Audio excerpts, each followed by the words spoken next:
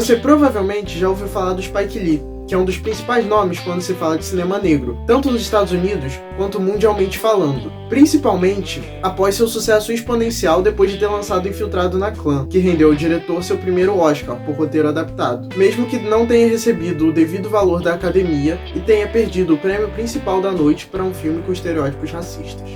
Nesse ano, Spike Lee volta às telas com o filme The Five Bloods, que foi traduzido como Destacamento Blood, mas que no original seria algo como Os Cinco Bloods. Então esse vídeo foi feito algumas horas depois de eu ter assistido o filme, e eu vou tentar expor aqui algumas opiniões e análises que eu tenho sobre o filme e tentar não fazer muitas revelações sobre o enredo.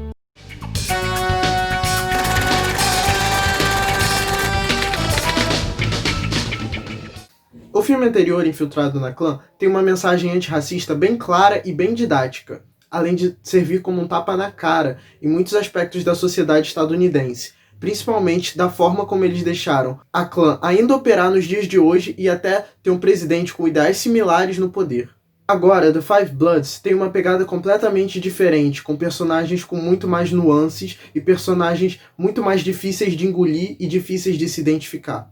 The Five Bloods conta a história de 4 veteranos negros que voltaram para o Vietnã para recuperar o ouro que eles esconderam na época que eles ainda estavam na guerra e recuperar os restos mortais de seu 5º companheiro, que morreu durante o combate, o Stormy Norman, que é interpretado pelo Chadwick Boseman. A primeira hora do filme é a parte mais didática e a parte que tem mais arquivos, a parte mais histórica, que conta um pouco sobre como foi o conflito, principalmente por uma perspectiva negra, mostrando figuras como Angela Davis e Kwame Ture. E desde esse início, o filme já denuncia de forma muito explícita a violência e os crimes cometidos pelos Estados Unidos no território do Vietnã.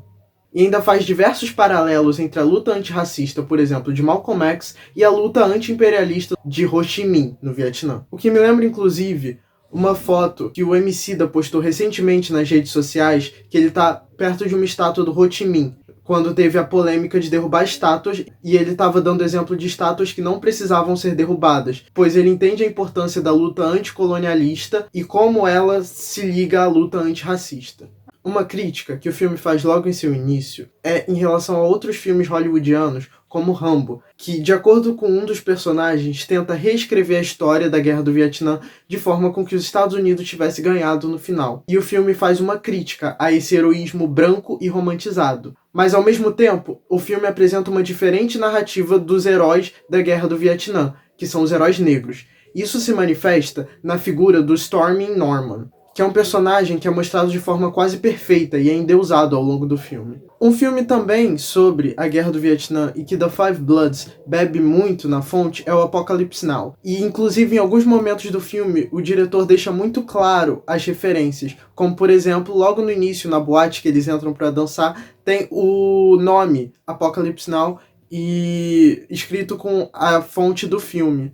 Mas as referências estão ali, presentes inclusive na forma como a fotografia e as cores são usadas, principalmente nos flashbacks, que lembram muito cenas de Apocalypse Now. Outros elementos e planos que estão presentes ao longo do filme também lembram muito, como a cena do helicóptero chegando iluminado pelo sol, ou eles andando na jangada. Inclusive toca a mesma música do Wagner, A Cavalgada das Valquírias. O filme muda completamente de cara quando chega à sua segunda metade, e passa a se tornar um filme realmente de guerra, a partir de uma narrativa de valorização do povo negro, mostrando como eles lutaram em uma guerra que não era deles e foram mandados para morrer estruturalmente no Vietnã. Morrer por um ideal que nunca os incluiu, e até hoje não inclui. E isso volta a ser ressaltado na fala de uma radialista Vietcong, que fala que a população negra é cerca de 15% nos Estados Unidos. Na guerra, a porcentagem de negros lutando era de 32%. O dobro. Essa segunda parte do filme é marcada por muita brutalidade e muita violência, inclusive pela mutilação de corpos negros e corpos amarelos. E a questão do ouro se torna uma disputa narrativa. Quem merece mais o ouro? Os negros, que são massacrados pelo Estado americano e foram para a guerra para serem mortos, e os Vietcongs, que foram massacrados pelo imperialismo, inclusive representado pelos soldados negros que lutaram na guerra. E nesse ponto, é muito importante pensar no local do Spike Lee, porque mesmo ele sendo um diretor negro e falando sobre a comunidade negra, ele acaba falhando ao representar a comunidade asiática, principalmente caindo em alguns estereótipos do gênero. Essa representação estereotipada dos asiáticos acaba corroborando com o ponto de vista imperialista, mesmo que não tenha sido a intenção.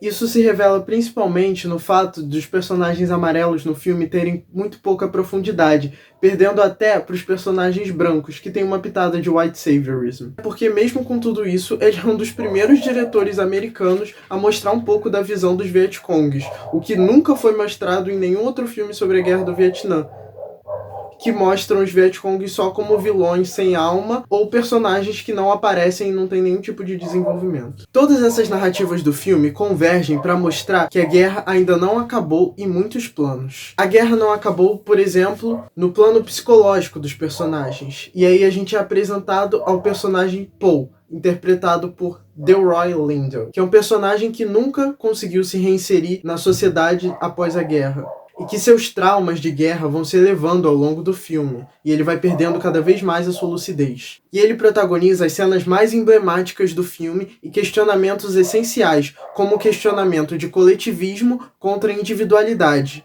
que é apresentado, por exemplo, se valeria mais dar o ouro para ser investido em causas negras de reparação histórica ou deixar esse ouro com esses personagens, porque eles mesmos foram mutilados pela guerra e merecem isso como individualidades, por tudo que eles fizeram pelo país, lutando numa guerra que não era deles e representando todos os soldados que morreram na guerra. O personagem de Lindo é inclusive apresentado com um discurso individual, o que se reflete, por exemplo, na forma como ele votou no presidente Trump, que é uma questão ao longo do filme, até porque em determinado momento ele passa a usar um boné escrito Make America Great Again, ou seja, faça a América grande de novo.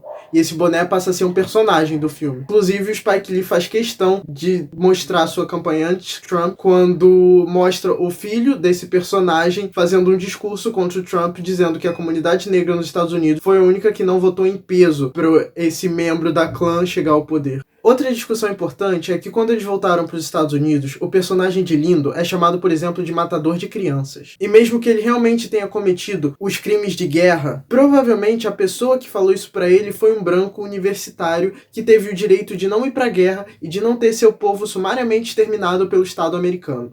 Isso só mostra como essas discussões e esses temas são muito complexos e como dá pra ver opressão sobre opressão e oprimido lutando contra oprimido ao longo desse filme. Outro plano que mostra que a guerra não acabou é no sentido físico mesmo do filme.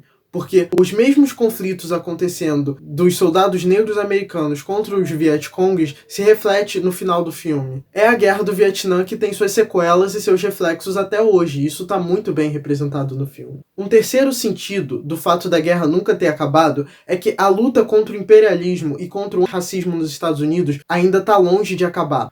E isso é materializado pelo discurso de Martin Luther King, que Spike Lee põe no final do filme, que foi assassinado mesmo sendo um pacifista e que era contra a guerra do Vietnã, que levava jovens negros a serem mortos. Tudo isso conversa demais com o que a gente está vivendo hoje, principalmente com a alta das manifestações de vidas negras importam nos Estados Unidos e no Brasil também, o que teve uma ascensão muito forte depois do assassinato de George Floyd pelo policial Derek Chauvin. E que essas manifestações, tanto no Brasil, tanto nos Estados Unidos e em diversos outros países, precisam continuar com força. Porque no Brasil, se mesmo num cenário de pandemia a população negra continua sendo assassinada pelo Estado, isso é algo que mostra a deficiência desse Estado e a deficiência da polícia militar que opera no país. Agora eu vou falar rapidinho sobre algumas questões técnicas no filme.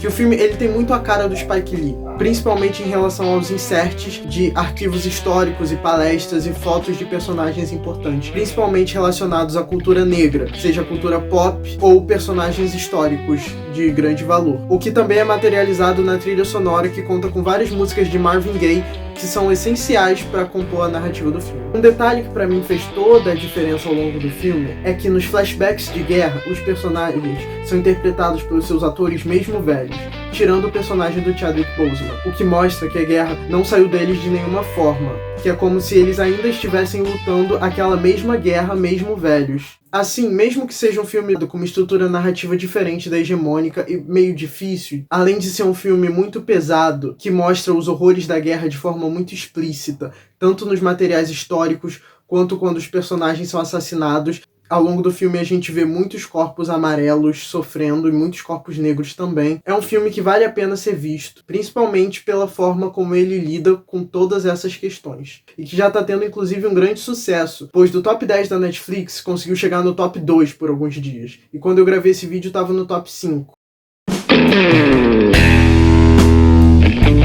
É isso aí, gente. Obrigado por terem assistido até aqui. Não se esqueçam de curtir, compartilhar, se inscrever no canal e ativar o sininho para receber notificação de quando vão chegar os novos vídeos. E principalmente não se esqueçam que vidas negras importam.